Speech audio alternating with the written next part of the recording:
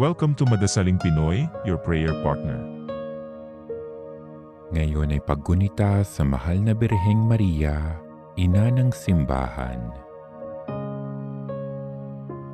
Ang mabuting balita ng Panginoon ayon kay San Juan.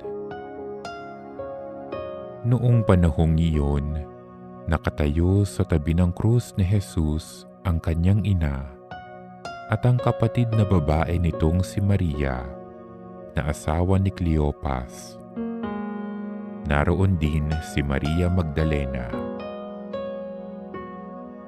Nang makita ni Jesus ang kanyang ina at ang minamahal niyang alagad sa tabi nito, kanyang sinabi, "Ginang, narito ang iyong anak." At sinabi sa alagad, "Narito ang iyong ina." Mula noon, siya'y pinatira ng alagad na ito sa kanyang bahay.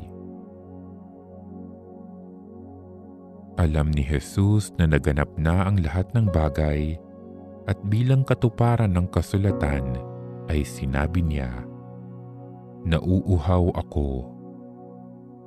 May isang mangkok doon na puno ng maasim na alak.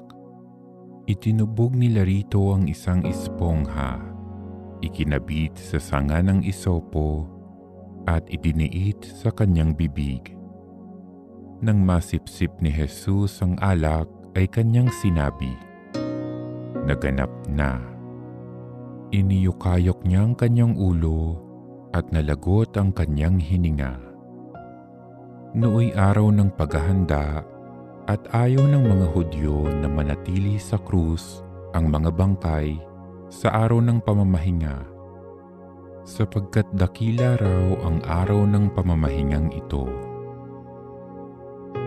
Kaya't hiniling nila kay Pilato na ipabali nito ang mga binti ng mga ipinako sa krus at alisin doon ang mga bangkay. Naparoon nga ang mga kawal at binali ang mga binti ng dalawang ipinakong kasabay ni Jesus. Ngunit pagdating nila kay Jesus at makitang patay na siya, hindi na nila binali ang kanyang binti. Subalit, inulos ng sibat ng isa sa mga kawal ang tagiliran ni Jesus at biglang dumaloy ang dugo at tubig.